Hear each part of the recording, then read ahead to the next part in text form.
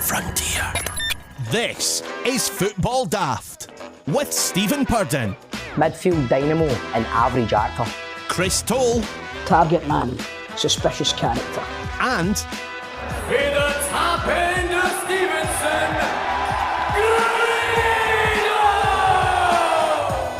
Greeno! Welcome to Football Daft, the daftest Scottish football podcast around. I'm Stephen Purden and I'm back.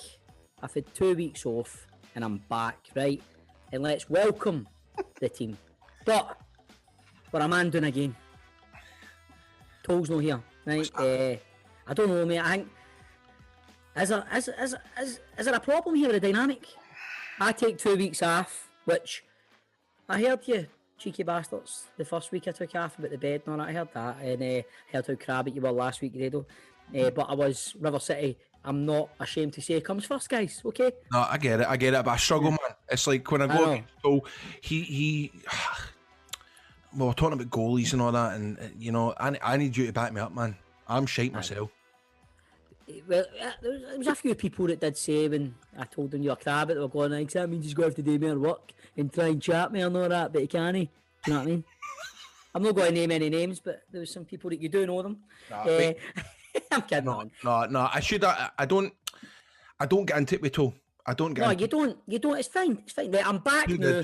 He's not here. Right, I don't know. He's got we do know he's got stuff going on, but he will be back. But let's cut to the chase. This week we've been chatting in a group chat, and mate, you have been hanging about with none other than Jeff Hurst, Chris Sutton.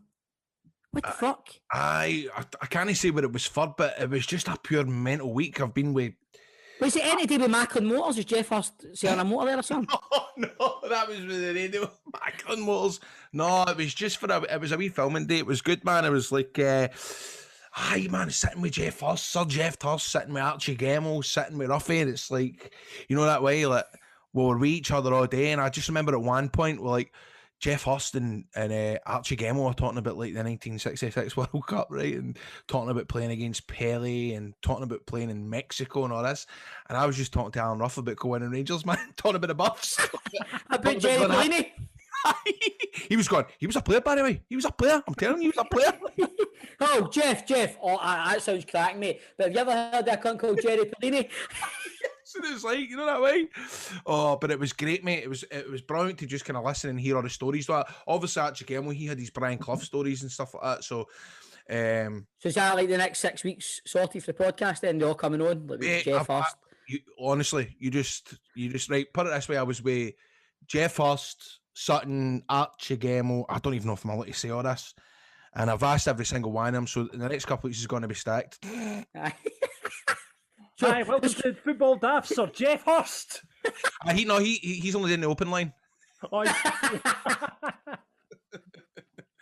Imagine Jeff Hurst coming on, man. We didn't know what to say to him, but he scored a winning goal in a World Cup. He scored a hat-trick in the World Cup. Exactly, man. Do you know that way? Like, because like I was the only non-football player there. You know that way they were talking about playing in Mexico City and talking about like the, what do you call that?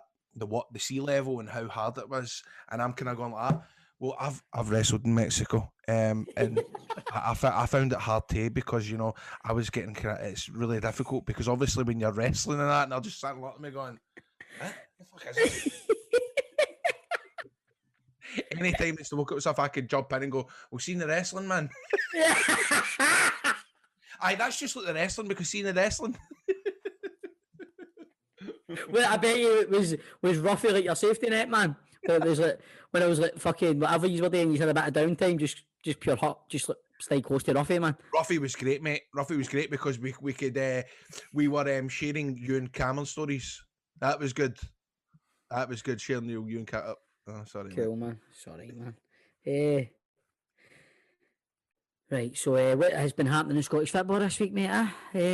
For you and Cameron to Scottish football, you fucking killed the buzz now, haven't you? You know what I mean? Good wee start my first week back. When I take 2 weeks off, fucking you and this, you and that, all the time. You know what I mean? I'm sorry, bud, but right. You want me to talk about the Euros and that, aye? Well, mate, the Euro squad has been picked, and I'm right back on the bandwagon. Remember that night we had? Well, you didn't show up that night. won the penalties and we went through. Remember, John made a few jars? we did. Yeah. No. And then after that, Scotland were shite and get beat in every game again. But now the Euros are here. And Steve Clark has done what he's done what I thought he wasn't going to do. He's put Nathan Patterson in. He's put Billy Gilmore in. He's put Dave Turnbull in. Do you know what I mean? It's an example. You don't see that. You don't get that often, do you know, where, No. a full, fans. Aye. Fans getting what they want doesn't always happen, especially with somebody like Steve Clark. You don't imagine him to be, he's a stern but fair guy, I would imagine. I imagine he's quite old school, isn't he? I was surprised that he didn't kind of stick to the same names, or at least, I mean, obviously, who else is missed out that's part of that team? Before we done Rangers Daft all night, before you came on, me and John were talking off air. And I didn't think he was going to go with Griffiths, but John did. And a lot of people thought he was going to go with Griffiths, but I thought he was going to give the nod to Nisbet. I did. I genuinely did. Mm-hmm. And but I mean, I think because he's got the 26-man squad, that's really helped him. Because of the COVID, he's got the 26-man squad there. I don't think those players would have gone if he didn't have that 26-man squad. But it's great that obviously the young players get to go along to a major tournament and experience. Because the players you mentioned there, Billy Gilmore, David Turnbull, Jack Henry, Nathan Patterson. That's going to be the spine of the team going forward, isn't it? And it is. And you're bang on, John, because they're there and they're already getting a taste of what it means. And so you're right, for the future, having them in to get that experience, it's brilliant. I mean, even if they don't, as you say, John, they might not get a game, but even them just being there and being in around it and the whole atmosphere of the occasion, it's going to help us. The camaraderie. Aye, man. Aye. See, do you know what? I was racking my brains right before I came on. Who does play right back for Scotland? Is it Stephen O'Donnell? Stephen O'Donnell. Aye. So, do you know what I mean? He must be shiting his pants a wee bit. You know what I mean? Young Nathan Patterson coming in, but Patterson's not really played a lot of football, has he? The only player I would change in the squad, because it's a good squad, is I wouldn't take Greg Taylor, because I think with Kieran Tierney and Andy Robertson, we've got cover at left back, and I would have brought Griffith. That's a strange one. What's the point of taking him when there's the two players there? That's the one that kind of shouts out at me. But John, what do you think as a neutral fan? Who do you play at right back? I think what Stevens just said, I think going forward with Scotland, it'll be Nathan Patterson. After this next season, it'll be, because I can see Nathan Patterson and Tavernier fighting it out next season for that. Right, Tavernier, mate. Tavernier. Sorry. But I think going forward, he'll be kind of Rangers' first choice right back. But I think for the Euros, I think it's going to be Stephen O'Donnell. He's always done a good job at Scotland.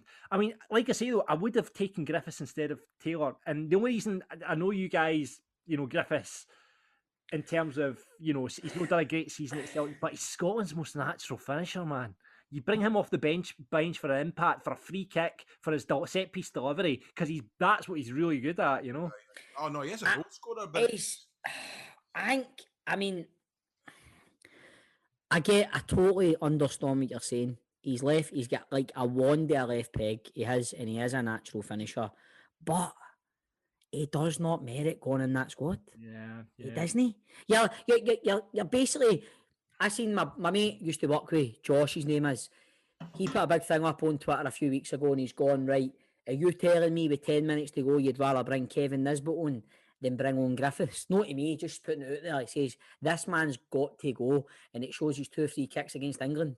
How fucking long ago was that? But he's when not... was that? That was 6-7 years ago, maybe. Was it 2018? Or was it 18? Was it 17, 18?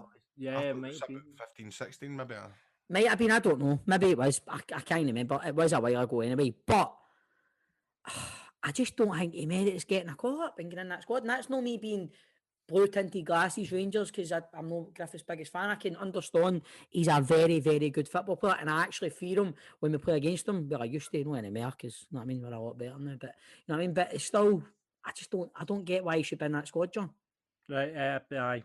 Listen, fair point, but I just think with Greg Taylor, that's the one I would sacrifice to Greg Taylor for Griffiths. But happy with everything. Aye, happy with everything else. And then you look at, like Grado's saying, man, like, even if one of the players get an injury, man, Barry Gilmore could slot in there and they bother. He could play. You know what I mean? He could. It's exciting. I'm excited. Scotland are at a tournament. We've got a decent squad. It is exciting, man. Did you see the video on Instagram or whatever it was on Sky Sports? Billy finding out, but he's sitting watching the Mate. I didn't know that's how they would have found that out. That's brilliant. It's class, mate. It's Isn't it? class. I've got to put a shout out to my brother as well. I don't know if you saw the video for the squad announcement, but my little brother David, shout out to him. He did the illustration for Grant Hanley. So shout out to David who did the wee picture for Grant Hanley. There you go, David. Closest Falkirk will get to a Scotland squad. Why did you get paid for it, John? I'll tell you off air, Grado. I'll tell you off air. £40. 50. I'll not tell you. I can neither confirm or deny. That's the Euros. This weekend coming, obviously, is the Scottish Cup final. And I'm not going to lie, it's a sore one for me, sore one for you, Grado. We should be there. We should be there. But no fans are going to be there because obviously Glasgow's still in level 3. And Callum Davison, he's had a bit of a tricky week, hasn't he? His team. How about him? COVID. Aye. His team's been fucking depleted, man, because they played Celtic with like, what is it, 9 or 10 players out, John, wasn't it, last week? Aye, but I mean, I think they're all coming back for the final, but it's no ideal preparation, is it? And the match fitness, and what have you. Does he go with what he's had, or does he, bring in the boys? I genuinely believe if you said the players have been out and they come back and they win it this Saturday, then surely he's going to win Manager of the Year. Get yourself to fuck. No, fair play to Callum Davison. He's done a great job to put this argument to bed, but maybe be better for all concerned if Hibs just get address it. Don says there's an email to read out just before the open line, so we can address it there. Yes, you can absolutely. Aye, there we go. We'll talk about it then. Have you got St Johnstone or Hibs? I was talking to Brian. Is it Brian? What do you call the chief in Scott squad? Jack Docherty. Jack Docherty. Who's Brian Docherty? I don't know. Anyway, talking to Jack Docherty. He's a big Hibs fan. Is he? He's a big Hibs fan. So I don't know.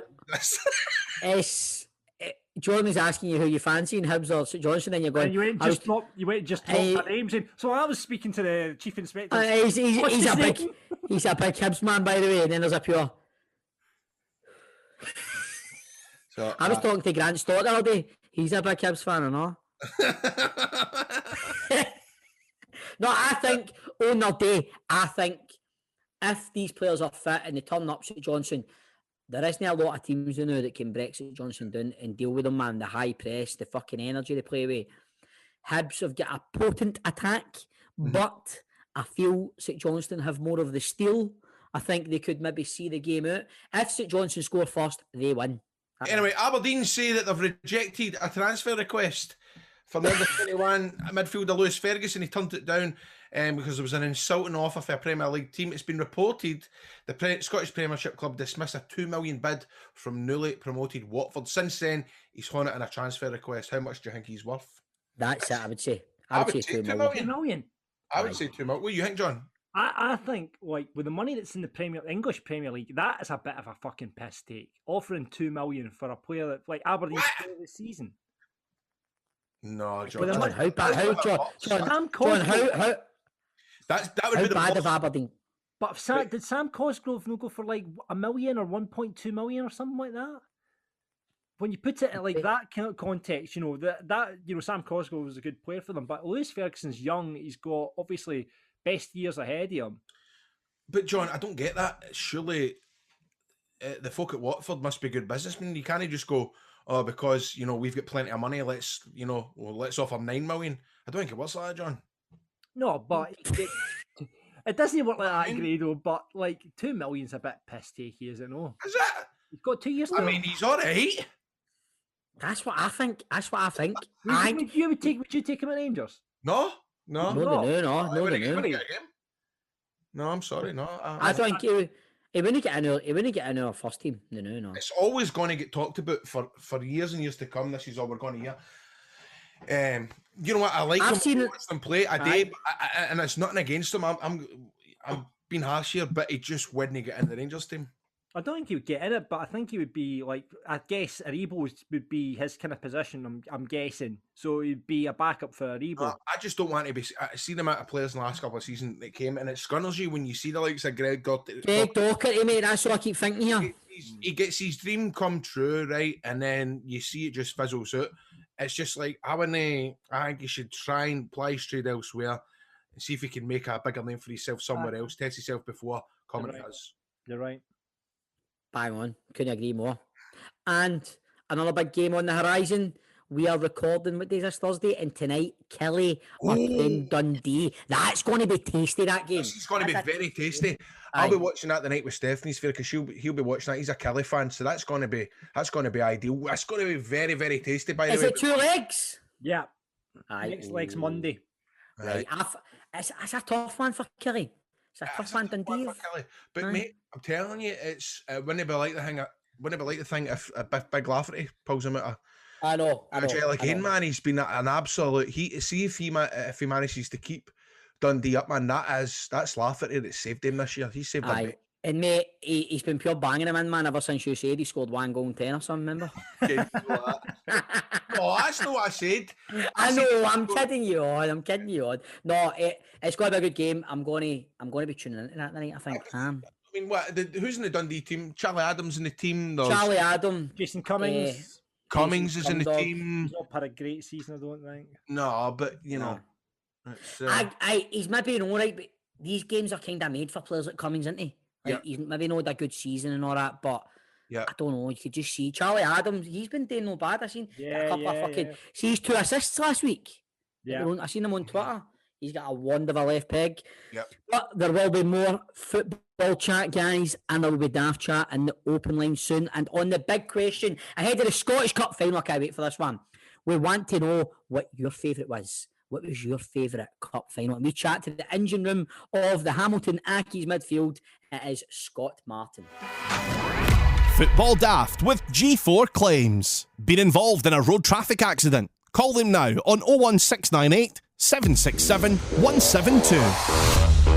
Nicole, I'm back filming now, right? Back down at River City. I'm noticing things are getting back to normal a wee bit. The traffic is getting busy on the roads. Oh, but I'm back doing the traffic and travel this week. It's been mobbed. Mental. It's mental. Nicole. It's been crazy. That's a good thing for you, but I take it. It is a very, very good thing for me, guys. It's very, very good because everybody this week has been crazy with, for example, parked unattended vehicles. So obviously, if a car has been parked unattended, it's outside your workplace, it's outside a shopping mall, you're parked at Asda, all these places, you're leaving your car outside. You've got loads of people who literally have been working from home, they've not been driving for months. They're not used to checking their mirrors, things you do forget. So what's happening is this week especially we've had an influx of parked unattended, which is crazy, but we can help with that as well. We can get the exact same service put in place for you, whether you were in the car or not. So we can still get your car set up for repair at a repairer of your choice. If your car's written off, sometimes if your car's got high mileage or whatever, you might not think the damage is that bad, but it might be written off. We can recover the pre-accident value for your car. You don't need to be in the car. As long as somebody's witnessed the accident, there might be CCTV at the place. We'll always look for every option to get the other person's details so you don't need to claim your own insurance. Don't think for a minute if you've not been in the car, you can't get help with that because we will 100% be able to help you that. So if your car is even parked unattended or if you're in the car, phone G4 Claims first. It's 01698 767 172. If you put us into Google, G4 Claims, you'll find us there. You'll see our glowing reviews. Look us up, guys. It's G4 Claims, not at fault claims. Made easy. Made easy.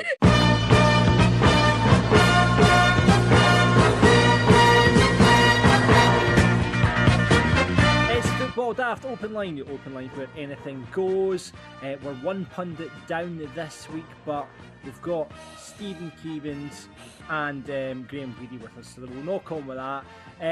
You might want to come on, you might want to talk about the Scotland squad that's been picked, or you might want to know what Sir Geoff Hurst's views are on Jerry Poiney. You can come on and talk about anything. Before we get into it though, boys, couple of things have come in through Twitter. Sean couldn't come on, but he says, all right, lads, just wondering what the thoughts are on Eddie Howe as he looks more than likely to be named boss at Celtic.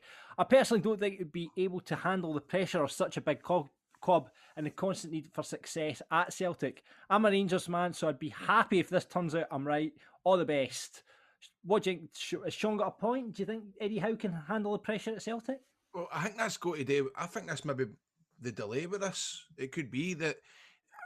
Do you think that he's maybe holding out for something else somewhere down in England where the pressure isn't as big as what it's going to be at Celtic? Because that's going to make or break him, really. Well, I was kind of sorry, John. On you go, mate. Well, the Crystal Palace job came out the week when Roy's left, and funnily, Eddie Howe's not really been mentioned, and it's funny that he's not been mentioned for that. That's what I was going to talk about. They were talking about that on Sky Sports News the other day. They were talking about Eddie Howe going to Palace the other day on Sky Sports News when I was watching it, and they said that, what Grado's just said and what you were alluding to about the pressure, that would be maybe an easier out for him. Yeah.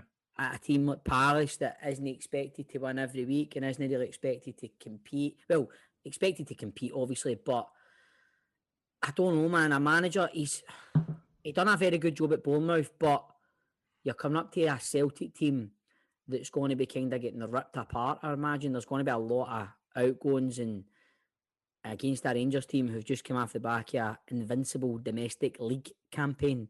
So it's it's a tough one. It's a tough one, but I'm fucking loving it. No, I'd be interested to see. I mean, because I was surprised he wasn't really mentioned for the Palace job.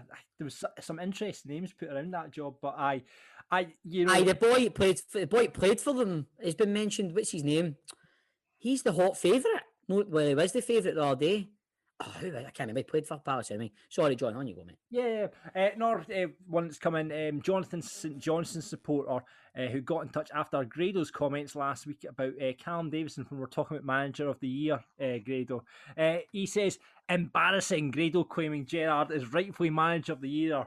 Yes, it's some achievement going the whole season unbeaten. I'm not taking anything away from them, but they have the second biggest budget in the league, and it's taken Gerrard 3 years to win the league. And a season where Celtic were so poor, Rangers couldn't even get to Hampden in the cup competitions. Spineless. Grado saying that competitions are short and the longevity of the league is complete nonsense.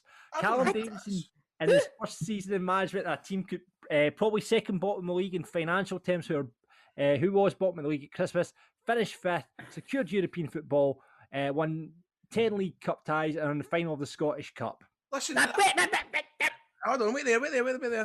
The shortness of the campaigns isn't irrelevant. Surely gone unbeaten in the league, no losing a single game, conceding how many goals altogether? 13. 13, 4 at home. So, look, I'm not saying Callum Davidson can't. Of course, he's done a great job, but it's my opinion. It's my opinion that Steven Gerrard is Manager of the Year. Right, here's the thing as well. Here's the thing. Right. Winning a cup, right? Well, they've not even won the Scottish Cup yet, right? They've not won the Scottish Cup. Oh, they're in the final, so they are, because of that guy. Right. Getting to the final, a one-half game. They've beaten Dundee, right? Then they beat Clyde. He's been on Google. Yes, you're right. I've Googled it. They beat Dundee, then they beat Clyde, then they beat us, right? Right. That's fair enough, right? But the longevity of a league campaign and to go that distance undefeated, if you're going to win the league and be undefeated, to not get Manager of the Year is flipping ridiculous. It's ridiculous. I agree with Jonathan, though. If Callum... John! If Callum Leo, you need to go because I'm going to start swearing. But listen, John, they've not won the Scottish Cup yet. No. If they go to win... Right, bearing in mind, St John's have won one cup in their history. One cup in major cup entire history, and that was in 2014. If they win 2 cups in one season with the budget they're on, Callum Davis... He wasn't even the manager of St John's at the start of the season. I know, but he won the cup. How can you get manager of the season? He won the cup. Ah, John, come on. Right, I would love you to be sitting there in the awards like this out of the fucking in a league. I'd love it if we beat it. But if fucking a Falkirk manager, say big sexy Miller and Cracks went the full season undefeated, you'd be creaming your drawers. Don't geese your... Honestly, I get it. He's a close second. But if you win your league, and of all leagues to win, the one that has to stop your rivals doing a fucking unprecedented 10, the pressure that's on the players and that management to go the full distance undefeated is nothing short of remarkable. Is that boy who the sent a message in? Which, by the way, fair enough. He's argued with me. That's cool. Is it? Did it tell you what team he supports? It's St. John's. It's a St. John's. All right. Oh well, that's fair enough. That's fair enough. I get. I can understand his frustrations, but it's. I believe that Gerard. Dumbfounded. Right. Okay. Well, his comments are dumbfounded. Good luck to St. John's. Dumbfounded. Right, let's go on to our first caller of the open line, and it is Jason, who is on to give us a wee story. He's a Celtic supporter. Right, what have you got for us this week, Jason? Got a wee story for you. Brilliant. One, about how I grew up a Rangers fan and then changed to Celtic. Oh, one of them, are we, Jason? Do you really want to broadcast on a podcast? Aye. Fuck it, mate. Let's see that. Can the year get any worse for us now? Well, mate, depends who the next manager is. Yeah, that's true. It could be fucking me after this story.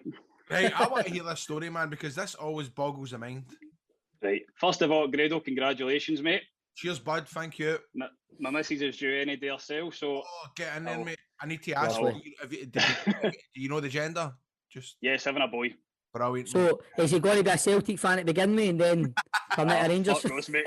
No, he'll be a wrestling fan. Right, There we go. Mate. Keep him away from it. Something else. Good luck with that, pal. Aye, cheers, mate. Cheers, thanks very much. Brilliant. Right, so to give you a wee bit of a backstory on this one, I was born into what you would call a very, very staunch family that used to would absolutely love. So my dad and my brother are still massive Rangers fans. So when I was a wee boy, my mum and dad still worked full time. So my granny and my granda used to watch me all the time. And they were both members of the Bridgeton Orange Hall. That's where we're from. We're from Bridgeton originally. Right. So I was a wee guy. My granny, she had the key for it. She used to open up for them all, and my granda was part of the meetings. So they were all sitting talking their shite, and I was sitting playing with fucking wrestling toys and all that. I didn't have a clue what was going on. So I was never interested in football. I like fucking Dragon Ball Z and Pokemon and stuff. Still do. and then wrestling. So anyway, fast forward, I get put to a Catholic high school just because my best mate for primary was going there. Bob, you might notice at Mungles. my mate. My two mates, Swig and Paul, went to the Mungo. Aye, good school. So my best mate was going there. So, and it was in the corner from where my mum worked. So she put me in there. Still wasn't interested in football, but my best mate, he was really good at football. So he got in with the kind of, how will I say it, cool kids, and by default I kind of fucking tagged along. So as things went on, hanging about with these boys that were all mad Celtic fans, mad Catholics, I just started to kind of like Celtic, you know. But I didn't know anything about it like they used to. They kind of take the piss out, maybe honest, because they would say like, "Oh, we're drinking that Leo Messi signing for Celtic," and I'd be like, he's no Scott McDonald. I didn't have a fucking clue who he was. So anyway, you remember when Jimmy Johnson died? When I must have been about 14, Jimmy Johnson died, and it was his funeral. So as you know, Bob, St Mungo's is only maybe 10, 15 minutes walk to Parkhead. Yeah. So all the boys there were going, right, we're dogging school today. We're going up to Parkhead. Everybody's going, big party for drinking, blah, blah. And I didn't have a fucking clue who Jimmy Johnson was. It could have been the Johnny. I was like, who the fuck's this guy? I didn't know. And it's those if you didn't have Google back then, you could have just whip out your phone and Google it. And Aye. I mean, back then, boys learned about football for their dads. So, I mean, I couldn't sit my dad there and go, what about that Celtic mob? Aye. What do you know about them?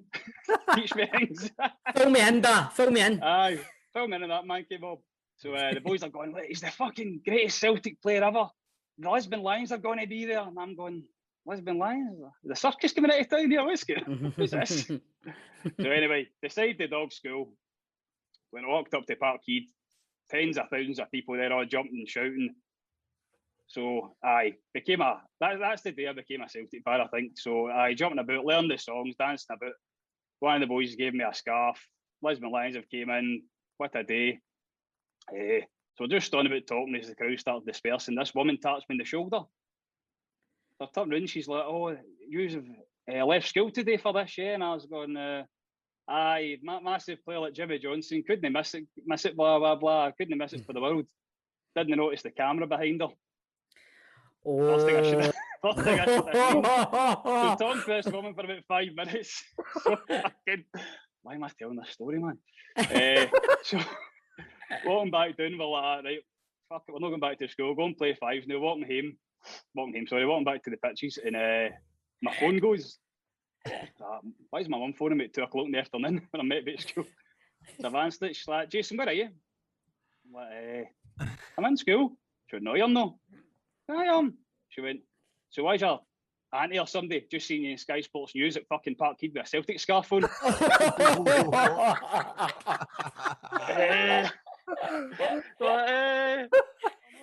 I'm a Celtic fan now. That's how you were rumbled. That's how I get caught. Aye. Oh, brilliant. She grassed that is unreal. Oh, a story, Jason. But I want to know your dad's reaction, but what was your dad like? So it was 14. I'm 30 this month, so he's not spoke to me in 16 years. I hope you're kidding on, mate. You're kidding on, but Oh no, listen, I don't think he was best pleased, and I nearly put my granny on her box that day. But mate, that's brilliant, man. That's a great story, but man, it's brilliant. that's how I get rumbled. Brilliant, mate. Brilliant, mate. Brilliant. Jason, thanks as ever, mate. Absolutely brilliant story. Loved that. Right. Excellent, mate. All the best for it. All the best for you, man. Aye, thanks very much. Cheers, lads. See you later. Bye-bye. Let's move on to our next caller on the open line, and it is Andrew. Andrew, you're through to the Football Daft panel. What would you like to say? It's a bit of a random question. Like, it's not really football related, but what profession would you have chose to done if you weren't actors or wrestlers or things like that? Ooh. What profession would that? When I was younger, believe it or no, I always wanted to be a lawyer. Did you? I don't know why. When I was a wee guy, I wanted to be a lawyer, but I did quickly realise I'm nowhere near intelligent enough or I'm academically challenged. Do you know what I mean? So I couldn't really do that. But a football player then wanted to be, but I don't know, like, because I've done it since I've been that young, since I've been 14. So I don't know. I really don't know. Grado, what about you, mate? Wanted to be a bus driver, a pilot. Fireman. Do you know what? I actually wanted to be a police. Really wanted to be a policeman. I went for the interview twice. The first time. Nicola, she wanted a copper. I went. I mean, I done all the training for it.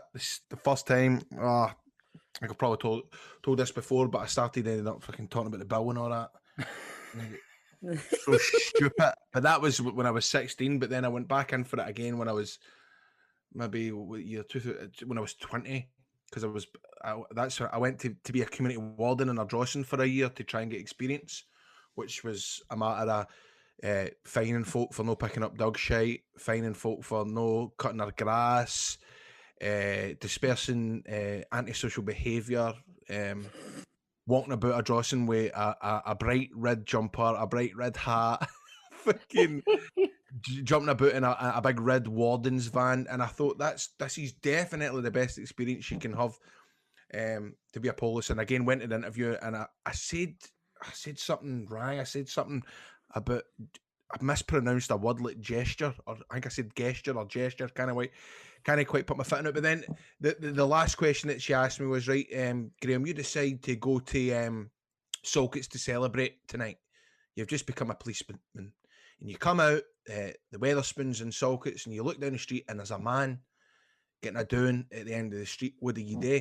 And I says, well, I was honest. I went, look, well, what I do is I'd leave it. I'd go, I'm too feared to get involved in this. I've just become a police today. I'd leave it. But then she says, well, so you would actually leave that man there to be kicked in the head, to be killed? As soon as you said that, I went, oh, no, actually, maybe you're right. Maybe, no, I'd probably go down there and jump in and help.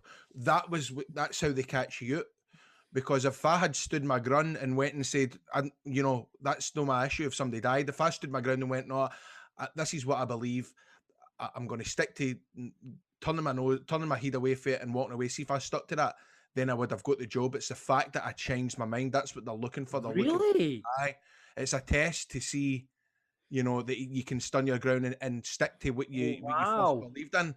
Which I actually knew that before I went in, but she was so good at making me feel like, hold on a minute, so this guy's going to get brain injury, and So she had you questioning yourself, but they want you to be strong-minded and stick to your initial guns. Aye. And I was fucking devastated, man, devastated. That I never got in it. But then, because all I wanted to do, this might sound pathetic, man, but like I had the uniform fitting and everything because they had said that you've only got this one wee interview to go and then you're in. So I was like, G'd up for this uniform fitting, and for years, man, it killed me until the day that I done Scottish Squad, man, and put on the uniform, man. I felt brilliant. I was like, I've done it. We get the best of both worlds now. Aye, exactly. And you're also a poet, so Aye, exactly. Andrew, I never made it as far as an interview for a lawyer, so I never really. I only got like a general 4 in English or something. So there you go. Well, hopefully that answered your question, Andrew. Yep, that was good. Thanks very much. Thanks, Andrew. Open line, mate. Bye. As ever.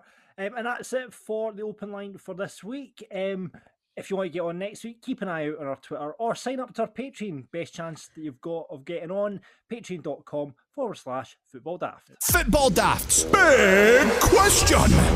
Guys, as we said, it is Scottish Cup final weekend this weekend as St Johnstone face Hibs at Hampden. But what is your favourite Scottish Cup final? Grado, I'm sure me and you are going to have the same answer. I think this one is a bit of an obvious one, isn't it? Aye, exactly. 2002, Peter Lovenkran's header, Barry Ferguson free kick, Vestaff, all that. What a day. What a day. Aye. I mean, say that's the obvious one. If we had to pick something else, what would we pick? Scottish Cup. I would maybe go, would it need to be the Scottish Cup? Can I pick a League Cup, John? No, it's the Scottish Cup. Nah. Right, Scottish Cup. I would maybe go as far as Rod Wallace 1-0 against Celtic. 5-1, I remember that. I've just good memories of the 5-1 Hearts game. I've got good memories of that because that night I was only 8-year-old. Loudrup just absolutely fucking strolled that game. Jury as well scored a good goal that day, didn't he? Scored. A hat-trick. Aye. Jury scored. I remember we've spoken about it with Jim Jeffries going through Rousset's legs. Aye. So I don't remember. Have I ever seen Rangers get beat in a Scottish Cup final? I'm trying to think. Aye, fuck's sake. Fucking 2016, mate, fuck's sake. Let's not talk about that, but... Actually, what did I say that for? Anyway. John, what about you? Have you got any good memories of Scottish Cup finals, John? I've been to 3 Scottish Cup finals with Falkirk and watched them get beat 3 fucking times. Was you at Ibrox for the Kelly one? I was at Ibrox for the Kelly one. I was at Hampden for the Rangers one. I was at Hampden for the Inverness one. The Inverness one was the hardest to take because they were a man down and then we threw it away. So that's when Big Yogi was the manager that day, wasn't he? Who stayed? Yogi was manager when we played Rangers. Aye, that's right. Aye. Even though fucking hottest day fucking ever. And we obviously bossed Rangers and then Nova scored the fucking world day. But it was a non-game. I wouldn't say he bossed us. It was a non-game. Bossed you. But I want to go 97 Kelly final just because of the occasion. It was at Ibrox, and Ibrox is a better venue than Hampden for a final. It was obviously all kind of, it was a great occasion. Alex Totten in a kilt. It was just a shame that the stupid fucking linesman ruled Falkirk's goal offside because Ruda went on to win that game. If Neil Oliver had got that goal given to him, so yeah, 97 for me. 97. Right, let's see what some of the pundits are saying. Glasgow Lockdown says Lovenkran's final, easiest question yet. Stephen says, here we go, John, 1997, offside by a mile. Jason says Hibs v Rangers 2016. It was 114 years of hurt for the Hibbies and deep into stoppage time. when Sir David Gray rose from the ashes to head that ball. Wow, what a feeling. And to hear Sunshine on Leaf being sung at the end by the fans, that was a serious wow moment. Right, Grado, you go now. God, I know. I feel you gaff me up for saying this, but so that was the worst day ever. I remember that. I mean, being rough, I wrestled in Liverpool. Scott Hall was on the show. We didn't go on. Doesn't mean anything to you. However, it's weird. Like I saw footage of them, the Hibs fans singing that. I know he was going to say this. I know he was going to say this. It's fucking. Right, aye. Yeah. Oh my God, Grado, what? shut up, man. Well, I interviewed the Proclaimers recently, and I didn't realise they weren't even at the game. Were they not? No, They weren't at the game. they weren't at the game. They had seen like Hibs lose so many finals that they were in a book. They were playing a festival and watching it backstage at a festival. And so we're asking, but they obviously went out and played Sunshine on Leith that night when they were at the festival. Saying it was like amazing. That feeling was amazing. That's the final. When I was a wee guy, man, one of my fucking biggest scenes I had first in our city, I was coming up my cherry picker and I had to propose to a bird. I remember that. What song was it? I had to sing Sunshine on Leaf, and I didn't really know. I was only like 19 at the time, so I'm coming up my cherry picker, proposing to Shabana, played Zara, and I'm like, Zara hen, blah blah blah blah blah, I love you, and then it's like, what was it? Was it? I go like again. My heart was broken, my heart, sorrow, Zara hen, I love you. All that stuff. I think that episode was on during the lockdown, mate. It was. And it was like, after that, man, I turned as a Hibs fans, pure like, I didn't know what it was about then. I was only 19. I didn't know anything about the song Sunshine on Leaf. But anyway, that was a million years ago. John, do you know do any of you know the names, the Proclaimers' real name? No. Craig and Charlie. It's funny, man.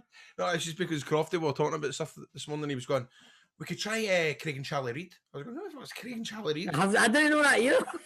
He's like, the Proclaimers. I was like, I've never known what their names are. We can try Craig and Charlie Reid. I didn't know who it was either, man. I didn't have a clue. Right, back to the punters. Go, Grado. Gavin. Okay, Gavin. He says it's got to be the 1991 final. It's the best final that has been had ever. I would imagine Tam Cowan was talking about this other day. Is this a Motherwell one? Had a five each. What I just double check. Was it John? It was 4-3, was it not? Was it 4-3? But do you know what I found interesting about that was because Tam had. Well, I'm 95 each game. Fucking.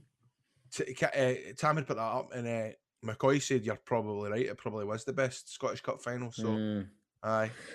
Douglas says probably the Skull Cup final. Is this? Can this count? No, Skull Cup final. Is that not the League Cup? Oh, no. Get the Skull Cup. That doesn't count. No. Right, Douglas, you're patched because I wanted to talk about the CIS Cup final when Davis scored in Jervich. But Douglas, I'm sorry, mate. Get in touch next time, Douglas. I will read out your answer. Aye, right. Aye, on you go, Grado. Take it away, Niall. Niall says, as a Motherwell fan, again, he says it's going to be 1991 4-3 win over Dundee United with super sub Stevie Kirk getting the winner in extra time. Stephen has got in touch, and another one that I'm really happy to read now. The Rogic Cup final that clinched the treble. Ryan says, can I say 2009? If you know, you know. And we certainly do know, Bob. And John, you'll be aware of that one as well. John's face. We'll just move on from that. Right, okay. Right, David has got in touch. Oh, I'm getting on at Whoppers here, man. Right, Celtic centenary season, 2 late goals from Maka, summed our season up that year. Stephen, he says a Loudrop final in 1996. Gordon Jury scored a hat-trick. Final was named after someone else. It just shows you how good Loudrop was. It does, that's true. Ronnie says the Brothers final 91, even though we lost, it was a great day, followed closely by 94 when we actually won it. And guys, that was your big question for this week. Football Daft with G4 Claims. Find them on Twitter, Facebook and Instagram at G4 Claims Limited. It's the Player Profile Playoff with PieSports.com. They are bringing you the taste of Scottish football every week right to your door with a range of pies. Lots of to choose from up there. You've got your basic Scotch steak and gravy, macaroni. On top of that, you get curry pies, chicken and chorizo.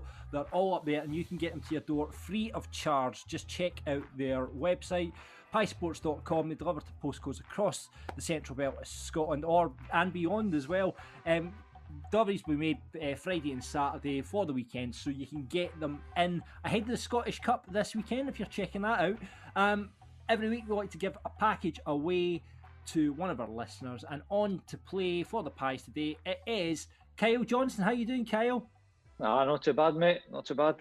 Thanks for coming on. Kyle's on because he comes from Falkirk, and John thought he was a Falkirk fan, but he's a Rangers fan.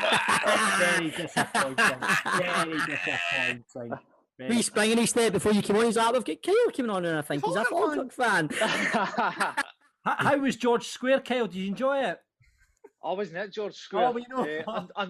Unfortunately, the wife had booked dinner for us to try and keep me out of trouble, So. Well done, your wife. Well done, your wife. Listen, you've heard the game before, but so you know how it works. I'm going to read a player description out to you. You buzz in when you think you know the answer. First to two wins. Obviously, if you buzz in and you miss out, the play continues and you can't come back in. All right. I know. Right, we're going to flip a coin to see who you're playing this week, Kyle. Heads, Stephen. Tails, Grado. It is Tails, Grado. Oh. Right, okay. Kyle, what's your buzzer going to be? I've not even thought about it. Terry Monroe. Terry Monroe. Terry Monroe. Grado, what's yours going to be? Can't I think? Somebody give me one. George Square. I'm not saying George Square. Why don't you? Was in the house. Right. Right, okay. Quite a recent season, boys, so hopefully you should be all right with this. 2015-2016 season. Rangers won the championship. Celtic won the league. Hibs first Scottish Cup in however hundreds of many years. Ross County won the League Cup. So going back to a lot of players still playing to this day. So hopefully you should be on this. Nah, right, boys. Here we I'm go. not going to do well with this at all. Really? Nah. You're right into football at this point, though, Grado. I know, Grado's memory of years ago. I get that. I kind of get that, mate. I know what you mean by that. Right, Kyle, this could be yours today then. Right, here we go. First player out. This striker spent this season on loan at Dundee United from Wigan after he moved south in January from Inverness, Cali. He ended this season the top scorer with 12 goals before returning to his parent club at the end. He's still playing in the Scottish Premier League today with Ross County, although he's only managed 7 goals this season. Dundee United won this season, was on loan from Inverness. He's at Ross County this season, 7 goals. He's a veteran. A veteran, I would say. He's a veteran. Fuck, I know who it is. I know who it is. Aberdeen as well. No, he didn't. Don't be Googling shit, Grado. Get off the Google, Grado. You're fucking selling that. Did he play for Aberdeen as well? I think I know who it is. Right. Totally. Tokely. No, Ross Tokely, no. Totally. Right, Kyle, you get a shot at it. I can't think it. No. I can only think of Ross Stewart, but he's just left. He's at the not Buffs there, then? I don't know. Put them out there, misery, Stephen. Is it Billy Mackay? It is Billy Mackay. There you go. Oh, Right, okay. let's see if you get on better with this one, boys. With 20 goals in this season and 88 goals and 197 appearances for Aberdeen, this striker may not have been prolific as his namesake, but certainly knew... Wasn't it John Square? Rooney. Oh, John Rooney. It's not John Rooney, it's Adam Rooney. Adam Rooney. I'll give you... I was saying Josh Square. Right, next player out. Let's see if you get this one. This St Johnstone midfielder still finds himself at the club today and has made over 370 appearances for the Super Terry Team. Monroe. I know that, man. Kyle. Witherspoon. No, it's not Witherspoon. No. Him that's always getting signed with the Rangers. He's always for years. He became the first St Johnstone player to be capped for Scotland since 2012 after coming on against Luxembourg for his solitary cap. He's just signed a 1-year deal and will hopefully start... Isn't it John Square? Is it Murray something? Murray something? Murray Davidson. Murray Davidson, that's I'll it. give you that, Grado. Where you go. 2-0, Kyle. But let's find out if what happens, because this is no longer a game, because everyone that comes on seems to win the pies. Grado, you're going to give Kyle the pies? I'll keep him this week. Right, fine. Brilliant. Well, there you go, Kyle. Thanks for coming on. It was the last one. Brilliant, Kyle. Cheers, Kyle, mate. Do you know what the annoying thing is? See, when you sit and listen to this when you're in the house or you're in the car, it's so easy, isn't it? You're like, oh, I know it. I know that. It's like watching the chase in the telly. You get all the answers right. You're all idiots on that. And you come on and every week I go, how did they not get that? I can't imagine getting beat 2-0. And I came on, I'd be beat 2-0. But Kyle, you're still going to hand me the pies. That's the beauty of this game. Well, that's all that matters, eh? You know what I mean? That's all that matters, mate. That's all that matters. Exactly. Brilliant. Listen, the Pie Sports game's going to continue into the summer during the Euros. We're going to switch up, though, from next week, and we're going to be doing European Championship special. And rubbing his hands together at the thought of that. So it'll be international players from next week. So if you want to play, get on board, hit us up on Twitter, or check out the links on our Facebook. Football Daft with G4 Claims. Been involved in a road traffic accident? Get them now at notitfaultclaims.com. Breaking news. This important PSA is brought to you by manscaped.com. This is your pubic service announcement and the news you've all been waiting for. The Manscaped engineering team has confirmed that they have successfully created the Lawnmower 4.0 trimmer, which is now available for purchase in the USA and Canada. Now, this new trimmer was just released only moments ago, and we are one of the first to get our hands on this and share the news. Bob, you get yours through the door. Let's see your breaks. For those listening to the podcast, Bob is now standing up. He's wearing his Manscaped beautiful pair of trunk briefs, which are hella comfy. Gives you a good bit of breeze down there. And I tell you what, man, we have joined over 2 million men worldwide who trust Manscaped. And I tell you what, I've got an exclusive offer for you. 20% off and free worldwide shipping with the code DAFT at manscaped.com. Now, we are one of the first folk to try this new 4.0. We had the 3.0, we've got the 4.0 now. We're absolutely blown away. The craftsmanship, mate, the details in the 4.0, they're just next level. Now, I have only just opened up the 4.0 and I've just had a week in a practice trim. I'm going to get tore in tonight. But I'll tell you what, it is so much safer than using, a big blade or, the hair removal cream. That doesn't work down there.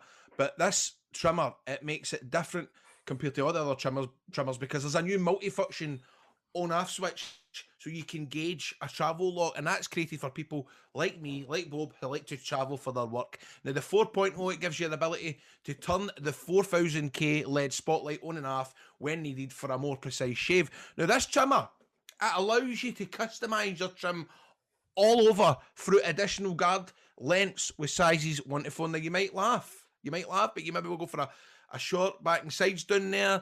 You want to get a number 1, so that's all off. And looks wise, it's sleek. There's a 2-tone matte and gloss finish, and it features a hot foil stamped black chrome Manscaped logo so that you can show that more off, loud and a proud. Now, the optimised Lawnmower 4.0 trimmer is waterproof, so you can shave your balls in the shower and not have to worry about making a mess on the bathroom floor. It just swirls down into the hole, so you're not going to get any abuse off your missus for laying pubes all over the place. Now, did I mention wireless charging? Did I mention it? The Lawnmower 4.0, well, let me tell you about it. There's a new wireless charging system, and it uses electromagnetic induction, which can help the battery length last longer. Now, if you're still trimming your face with your ball trimmer, it's time to make some changes. You need to get tore in. Get 20% off and free shipping. Use the code DAFT at manscaped.com. Nobody wants to end up with pubes in our gub, and your balls will thank you. So please get 20% off. Use the code DAFT. That's 20% off with free shipping at manscaped.com. Use the code DAFT. Unlock your confidence and always use the right tools for the job with Manscaped. Football Daft with G4 Claims. Been involved in a road traffic accident? Call them now on 01698 767 172. Please welcome to Football Daft. He's a man who has bossed many a midfield this season with performances for Hamilton. He is the engine room of the Accies midfield. It's Scott Martin. Scott, how are you, pal? Hi, good mate. Good, cheers. What's the feeling this season? And I take it, Aye. obviously it's been a bit difficult. He's been relegated. I would imagine that the mood isn't as quite as good as what it usually is. But how are you feeling anyway, mate?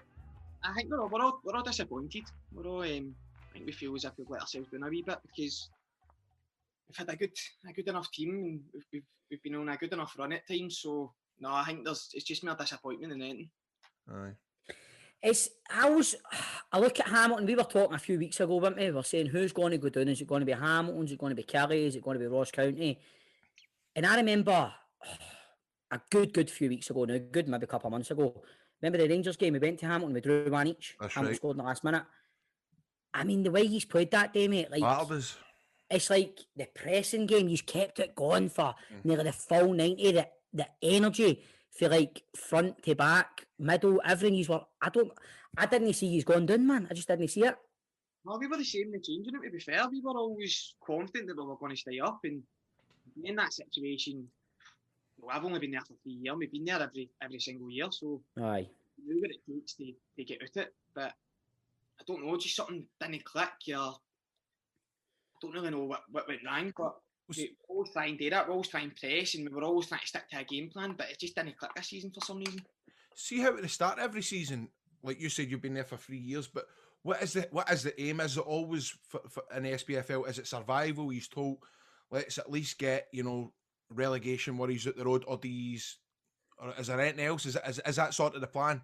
You want to do as best as you can. There's every season we come in, but the main objective is to always stay up. Right. We've got the smallest budget. We've got not the best facilities. We train at the stadium, and don't get me wrong, it's brilliant because we know we were training every day. But other than that, we've not really got much on our side. So obviously the big thing is to stay in the league, but you want to push on. You want to. I mean, Hamilton are old. I think when Alex Neil was a manager, they were sitting second at one year or first. Right. So we want to try and replicate that, but it's just I don't know what it is. It just doesn't click sometimes.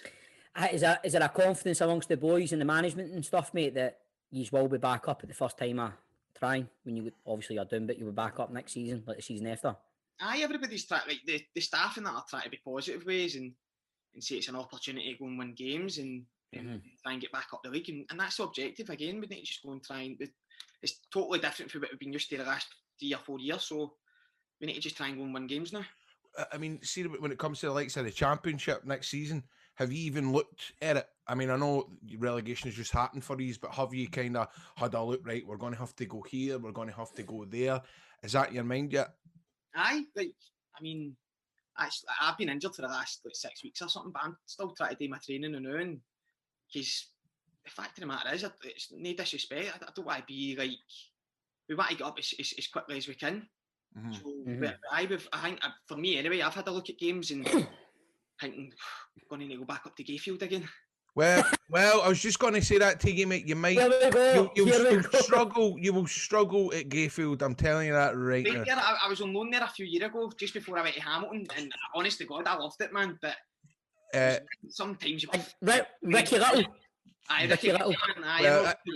Ricky's one of my best mates. So, and by the way, it is his birthday today. So, guys, if you can all just say a wee happy birthday message to Ricky, just face the camera and everybody, 3, 2, 1, just say happy birthday, Ricky, right? 3, 2, 1. Happy birthday, Ricky. Happy birthday, Ricky. Do you know what the thing is, right? Do you know what the thing is with this show, right? I mean, we've had like your Barry Ferguson's on, we've had your Murdo McLeod, your Lovencrans, all these people, right? Yourself, Scott, coming on, know what I mean? Very short notice. And we talk about this guy Ricky Little every week, and he's Grado's mate. And Dick Campbell won't let him come on the fucking show. We can't get Ricky Little on. We've had Dick Campbell on. I know. I try to get him on, but he's no much I can appoint. I could be wrong, man. I could be wrong. I'll tell you. The creme de la creme of fucking championship footballers doesn't want to fucking come on. Know what I mean? Here's a thing for you, Scott. Do you know what I mean? Me and Grado are just talking about next season. Going to Gayfield, going playing in the championship and that. Mate, season's just done, man. Who's to say a team won't come in for you that plays in the Premier League? I don't know. I've still got a contract at Hamilton. I've still got 2 years left, so I don't know why anybody would want to try and get me, but if it's there, I mean, it would be, but no, I've still got 2 years left, so we'll just need to wait and see what happens. Aye, is like, are you confident like the biggest chunk of the team will stay together on the management, like Brian Rice, that you confident they'll all stay together for next season? Aye, if we keep a full spine of the team, like Roscoe, Sean, Scott McMahon, Fultz, like if we started to keep on aiming, like, we should do well in the league, hopefully. Now, Aye. Brian Rice, man, he seems you don't want to go on that guy's bad side. He looks like a scary man, like he could turn. Is he? But also at the same time, but he looks like a guy that would mega command respect. Is he that sort of? What kind of gaffer do you see him as? I think he's good. He's brilliant with me.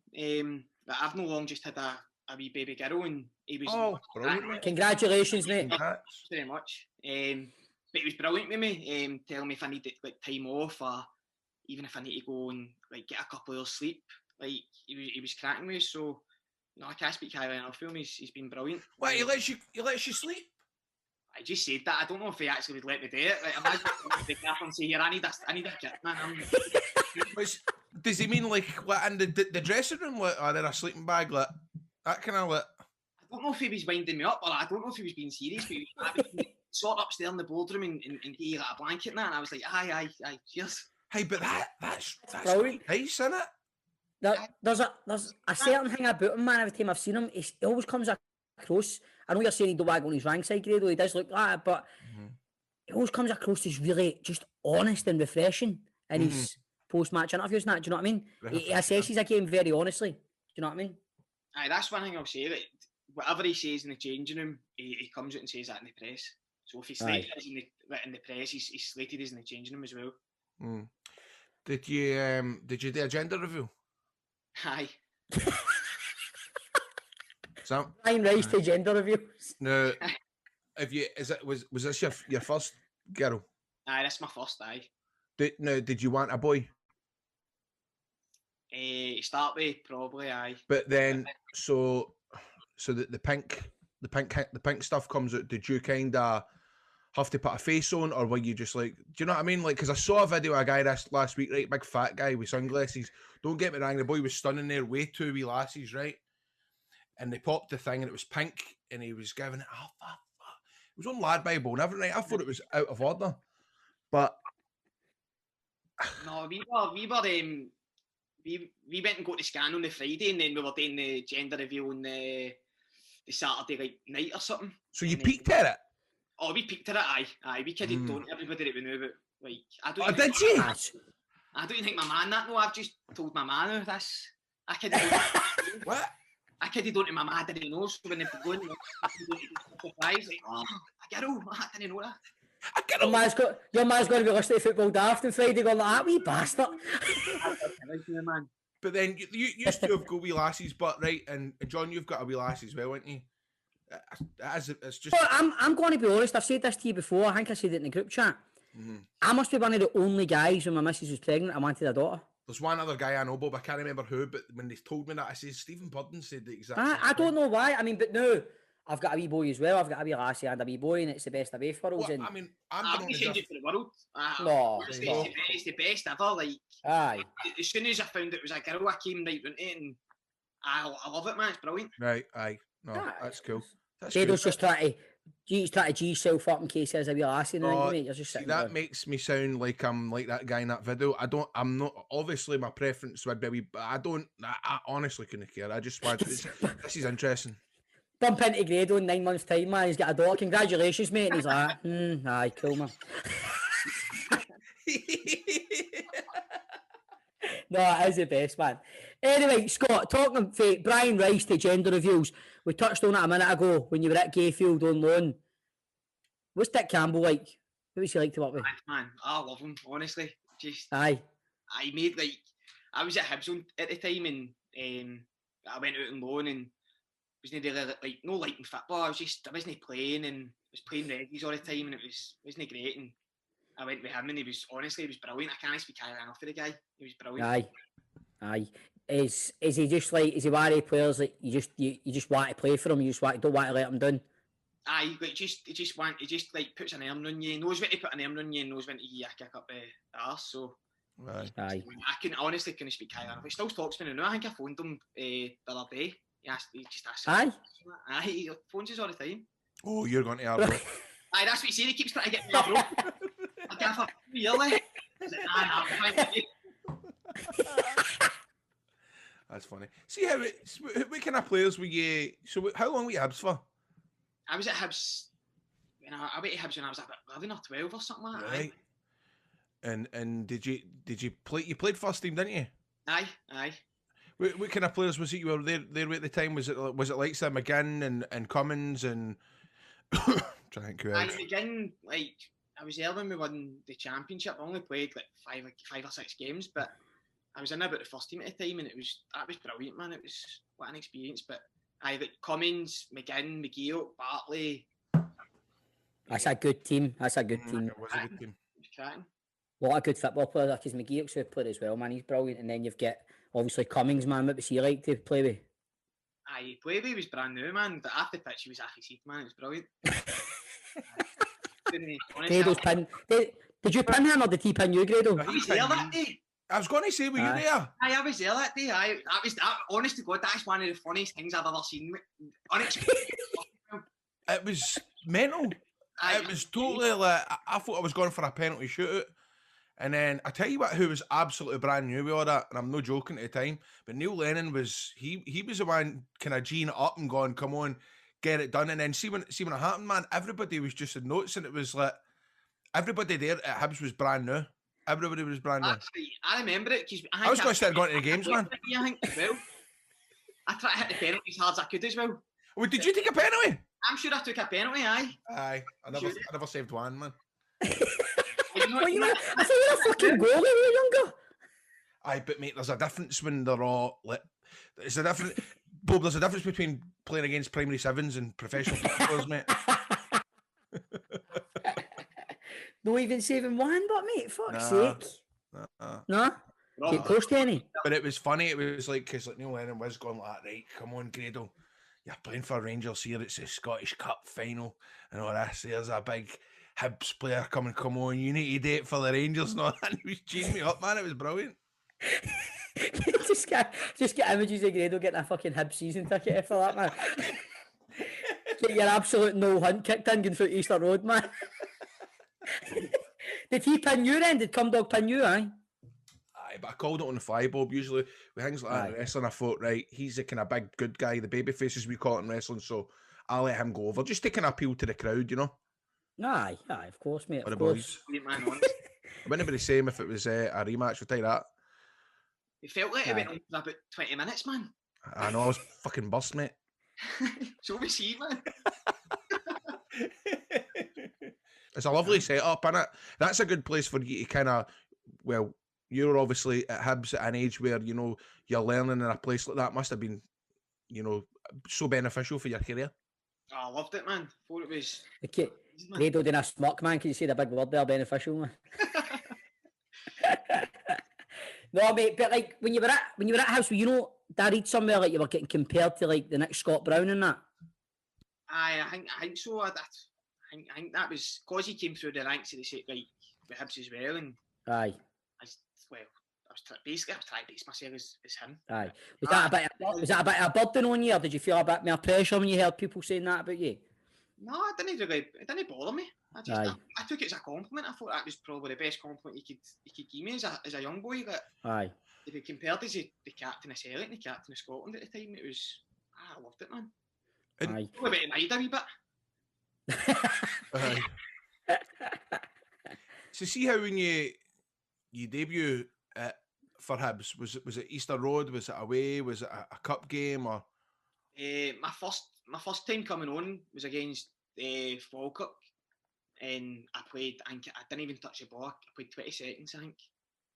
And, aye, 20 seconds, and they scored just as I was going on. So I was like, I can't remember who it was. Somebody was on the bench at half time. They're like, Scott, you better go and warm up. Like Gaffer's been saying you're gonna come on.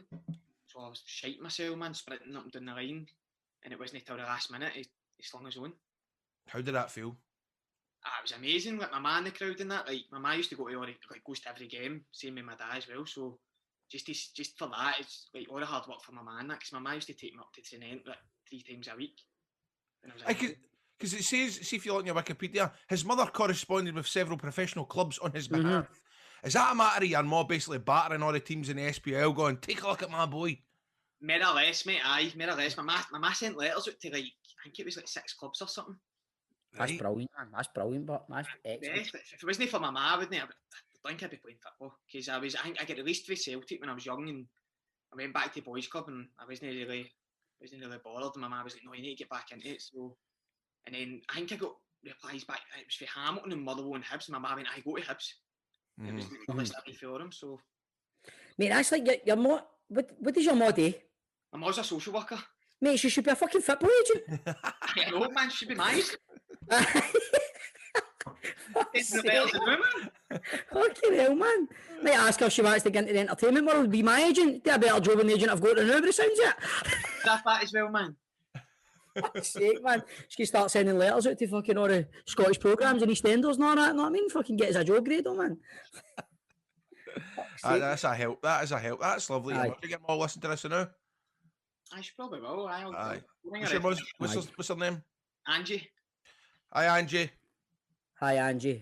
If you ever want to get into the agent game, give me a shout. I can be your first client. Aye. She can tell her to come on the open line next week. Aye. Get it right. So, Scott, looking back to this season, obviously we're talking about like relegation and stuff. Do you think with the pandemic and no fans being there, do you think that's had an effect on the club? Aye, massive. Like even with the COVID thing, like we were meant to play Aberdeen, and it's not an excuse because at the end of the day, the league doesn't lie. We were bottom of the table, and that's how we've been relegated. But there was a game, I think it was like we were meant to play Aberdeen, and Aberdeen had like 7 people out or something, and we had a full team squad, a full squad, and Aye. And then the game gets postponed, and then when the game gets rearranged, we've got 8 players out or something, and they've got the full team. So it did affect us a bit, but can't use it as an excuse. No, but it is. I mean, there's the age-old argument this season, like people going on about Rangers obviously playing with no pressure of the fans being there, it's helped them, and role reversal with Celtic and all that kind of stuff. But hearing players talking about it like yourself, I mean, I don't know if I was a player, it would. I don't know about you, Grado, if you were thinking you were a football player or whatever going like that, it would affect you, wouldn't it? No fans there. Do you know what I mean? Aye. Wrestling with no fans there, mate, how would you find that? Oh man, that's why I've never ever done it. You know, I've been asked to do it, but it's like, God, you need it for adrenaline, I reckon. I would imagine. Well, I suppose there is a big difference between wrestling and football. However, surely when you're on the pitch, man, was it the 12th man? Surely he's got to spur you on. Aye, especially when you go to play like a Parkhead and Ibrox and stuff like that, man. It makes the occasion what it is, doesn't it? Aye, like we played Celtic at the first day of the season, Flag Day, and usually that'd be a sellout, but it was that was our first time, like other than a pre-season game, that was our first league game, and it wasn't nice. It was weird, and but you're right, like the adrenaline, like you buzz off that, and it was weird. It was hard trying to get yourself. But what was the score in that game? 5-1 we get beat. 5-1, but was it no maybe like 2? Was it no? Am I getting this wrong? Was it no Hamilton? Did Celtic score goals in the last kind of couple of minutes? Am I getting that wrong? I feel as if it was. We went 2-1. I had a shot. I'm still claiming it, and it took a deflection off about 7 people, and then we came out of second half, and then I think we lost a goal straight away, and then last 20 minutes we lost 2. Aye. Aye. I mean, you must buzz when you go to the likes of Ibrox and Parkhead today as a player. When all of a sudden there's a crowd there, you must go right. As soon as the fixtures come out, when we got to Ibrox, when we got to Parkhead, is that the kind of feeling when the games get announced? Aye, you always look at the big ones, like Motherwell's obviously one you look at. Aye. And then your Celtic Rangers, but you look for maybe 2 minutes and then that's it. But that's why that's why we want to stay in the league, is for the big games. Aye, of course, man. Who's the hardest player you've played against in the league this season, Scott? We were talking about this today, actually. I was at the gym with Sean, and we were talking today. Lewis Ferguson's one of the hardest players I've ever played against. He just doesn't get here against me. I try and rat about him and put him off, and he just seems to cruise a game. And then you've obviously got your Browns and Davis and Ryan Jack as well. Ryan Jack's just quality. Aye, I can't wait he comes back, man, honestly. Ryan Jack just gets too many injuries, man. He's injured all the time, man. Doesn't it? But like, that's interesting about Lewis Ferguson, isn't it? Aye, that's what I was thinking, because he is a good player, but I think he is one of the players I look at. I don't know, man. He's always obviously got to be linked with Rangers because his family connections and all that. But sometimes he's run for the middle of the park, man. He's hard to pick up. I don't know how many times we've played Aberdeen. Nobody picks him up, man. He runs for the middle of the park and nobody picks him up. Aye. That's the thing. Like he does everything in a game. Like he can sit, dictate the play there, and then he can do the runs in the box, and you're trying to track him. You're blowing at your ass. That he's. I think he's really good, man. Really good. What's your diet like? That's all right. Aye. Do you get sent me plans and all that? If you want, if you ask for it, you can get something. What have you had today? Scrambled egg and chicken sausages. Chicken sausages? I'm on a diet. I don't think I've ever had a chicken sausage. Did you get them off the internet? No, Sainsbury's. Right, okay. Are they called chicken sausage? Are they called heck sausages? Hex, I saw them. They're any good? Aye, they're class. Right. Yeah, you put sauce? What sauce in them? Hot sauce. What kind of hot sauce? I don't know the name of it, man. I'll go and whip it out the roof of it. Has it got a green? Is it got a green taupe on it? Aye. Is it sriracha sauce? Aye, that's it. I fucking love that, mate. I love it. It goes with anything, man. Oh, honestly, I'd put it in my Cheetos if I could. It's the best. I'm the same, mate. I use it. Any use have that sauce, no? I've tried it. It's the best, man. That is good. That is nice, man. That's definitely the best hot sauce out there now, so it is. What are you having for your dinner? I'm going to do it at my granny's after this, so see what she makes us. What kind of things does she make? You like macaroni, steak pie, mince and tatties, that kind of deal? Yes, man. You know what your granny's is like, man? Aye. You feel like fucking 2 stone overweight. God, I've got a buzz for you. Wish I could go to my granny's for my dinner, man. Aye, same, man. She's not here anymore, man. Aye, mine's passing 2,000. Aye. Right, anyway, Scott, I know it's on your Twitter. You're congratulating Kevin Nisbet on his call up. You two buddies, you and Kevin. Aye, we're at the same school together. Aye, so probably I'd say he's my best mate. Aye.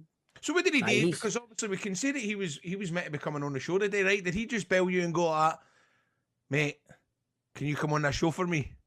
More or less, mate. Aye, just That's brilliant. I love that. I mean, he told me the other day he was doing it, and then we're going for a haircut, and he's like, I mean, you doing that podcast tonight? And he's like, no, I'm not doing it for whatever reason. And he went, aye, because I'm fucking doing it now.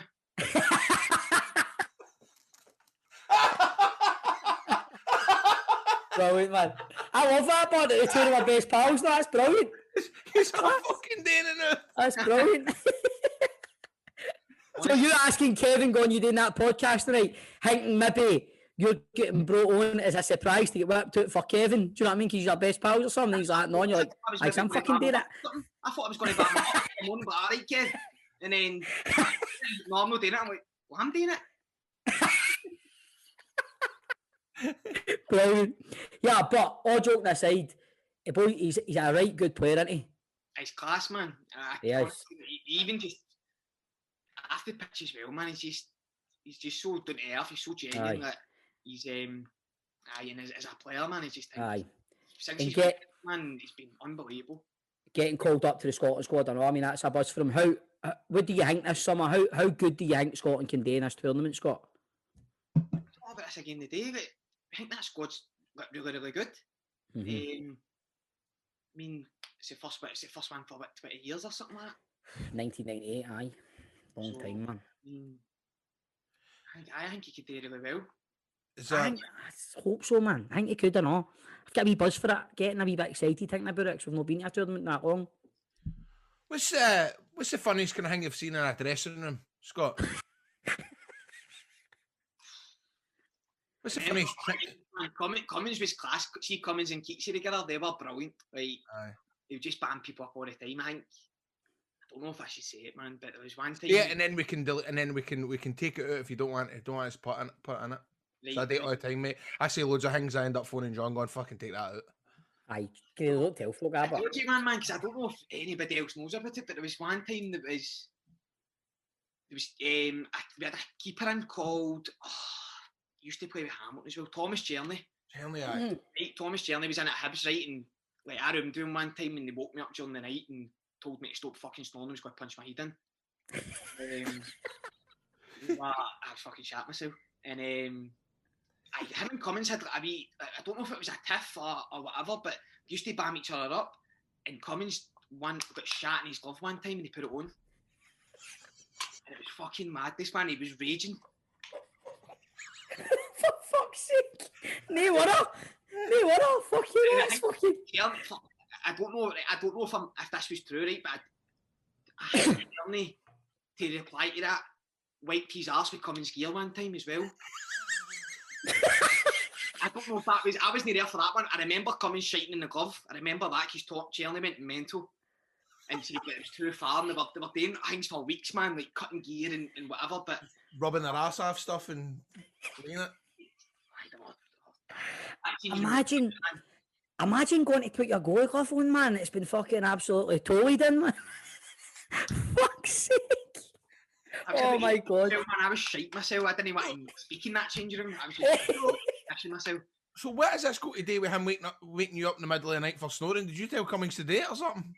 No, like we were away in Le Mans or something, and like I think I was only one that was like for the young boys that get brought up to go. It was a year that Hibs finished second, and we had like 10 days like spare, so we went to Le Mans and done like a training camp earlier. And I get lumped with Cerny. First night, man, he woke me up and he was like, "Stop fucking snoring, stop snoring." Shit, like 18 or something. I was like, "Aye, sorry," and I think I slept. I think I just stayed up the full night. Oh, 18-year-old man getting fucking shite yourself a chair and then going, "You know what? I'm going to get my mate to fucking shake your glove, you dafty." Fucking hell, man. I had nothing to do with it. Oh, that is nuts, man. Hey, Scott, what's the future holding for you, mate? What's the ambition, my man? Just to play in the highest league possible. Just try and do as best I can. Like, to get ambitions in the game, and I just want to see where it takes me and play the highest league possible for us. Mm-hmm. Brilliant, mate. Brilliant. Do you want to go to Celtic? Celtic are going to look at Hamilton midfield, are they? Well, look at Greg Docherty. Well, Greg Docherty has a bit of ability about him. I'm kicking people up and down the place. Like, I'm no... Nah. Hey, no putting yourself down here, mate. Oh, You never... We don't have this in this show, mate. If anybody needs smashed, I'm there. Unless it's fucking Thomas Cerny, you're running a fucking mile. Look at me, I'm a white man, I'm gone. Brilliant, mate, brilliant. Right, so Scott, every week on Football Daft, we put our guest Scottish football knowledge to the test with a 90-second quiz. You up for it, my man? Right, so we've got a wee leaderboard here. David Martindale, Will Livy Bosses, Tappet with 16. In joint second, we've got John Sutton and Chick Young with 15. Mark Wilson and Keith Lasley are third with 14. Other selected scores include Greg Docherty, just talking about him, he's on 12. Lauren Shankland on 7. Greg Kempo on 5. And Barry, the EastEnders, is on 4. And at the bottom, it's a tie between Peter Lovenkrands, Derek Johnston, Craig Levine, and Mick Sue Patalainen, who are all on 3. Is there anybody on that leaderboard you want to beat, mate? Craig Levine. Craig Levine. So 3, there you go, don't worry about it, mate. But you can't pass, you must give an answer, even if you don't know it. Just give some sort of answer. Mm-hmm. Right, my man? You want me to ask you questions, Grado? I'll do it, mate. I'll go. On you go, my man. Right, John, is it time on the clock? Hold on. Right. Who was the last player to score for Scotland's men's team against England? Diffus. Which SPFL team played their football at Palmerston? Queen of the South. How many non-Old Firm players made the PFA Scotland Team of the Year? 0. In what year did you move to Forfar? 2015. What country does Glenn Kamara play for? Finland. Who do Kilmarnock face in the relegation playoff? Dundee. How many goals did you get at Hibs? 1. Name one of the Motherwell players in the Scotland squad. Gallagher. Who is the current manager of Raith Rovers? Paul McGlynn. Name one of the clubs Ray McKinnon has managed. Dundee United. In what year were Hibs formed? 1875. Which team are known as the Doonhamers? Queen of the South. Which 2 English teams take part in the Champions League final? Man City and Chelsea. Name one of Rangers' Croatian players. Nathan Patterson. To the nearest 10, how many career appearances have you made? 120. Stephen Glass left which American team to go to Aberdeen? Atlanta. How many stands does the Falkirk Stadium have? 3. In what year were Hibs most recently promoted to the Scottish Premiership? 2017. Right. Whoa! Right. He's going to be tapping. Have you got the answers there? I know, mate. Fucking hell. I got a buzz off that. So did I. Mate, Wow. apart from obviously, we all know Nathan Patterson is the Croatian, but fucking hell, man, that was honestly. I didn't know you said Croatian. I thought you said recreation or something. I thought you said pretty good. I was like, Nathan Patterson. Right, I'll go through the wrong answers for you, Scott. No many. There's That not was it. many. Oh, you're right. Flew through those questions. Current manager right over. It's not Paul McGowan, it's John McGowan. You're out of time, man. Well, put it down to Grado's pronunciation, but you could add Katic or Barisic for the Rangers Croatian players. The one that's let you down, to the nearest 10, how many career appearances you made? I've got 100. You did 147 so far, so 150 would have been the answer. So you were 10 out on that. Aside for that, though, you nailed it absolutely every single one, and you're joint second, mate. 15. Get in there, mate. 15, my man. No more Scottish football. Jesus Christ, man. That's you. So you're joint second with John Sutton and Chick Young. You've beat the likes of Lasley, Wilson, Greg Hemphill, Docherty, Shanklin, Barry Ferguson. Well done, mate. You That need was to me. get Kev on, man, 'cause I'll 100% beat him at it as well. Who? You need to get Kev on. He's got to come on, mate. He says he'll be on maybe the next couple of weeks or whatever. So once he comes on, we'll be heavy giving him pressure going, your best mate's on 15, by the way. Aye. No chance of beating that. No chance of put money on it. No, that's solid score, mate. Brilliant, my man, brilliant. But Scott, thanks so much, mate, for coming on. Really appreciate it. Enjoy your granny's dinner and good luck next season, my man. Aye. Mate, thanks very much. All the best, Scott, mate. Football Daft with G4 Claims. Find them on Twitter, Facebook and Instagram at G4 Claims Limited. But boys, it has been good to be back this week. I missed Young Toll, but it's been good to be back. Good to see you, Grado. I know you were a bit crab last week when I wasn't on that. No, I'm sorry. I kind of struggle on that. But you know what? I want to say this. Fair play to old Scott Martin coming in the last kick of the ball. Give us the insight, what it's like to a young player in the SPFL. He was good. He's up there on the leaderboard. All good. And again, thanks again, guys. All your suggestions coming in, emails. Remember to rate, review, subscribe, follow us on Patreon, all the rest of it. Look, guys, we're nearly there. We can see light at the end of the tunnel. I know that restrictions have been set back a while, but we just need to stick together. What a lovely way to end the show. Hey, beautiful, man, beautiful. And on that note, you're up here. Aye. It's fucking brilliant. I just didn't know what to say, mate. Sorry. It's great, mate. But honestly, it's just what to echo what Graham said. If we all keep doing the right things and just thought, if we're all facing in the same direction, all we need to do is keep on walking. As they say, a tire man never walks a million miles in another man's shoes. You know what I mean? Something like that. Aye. See you on the next one. Audio Frontier.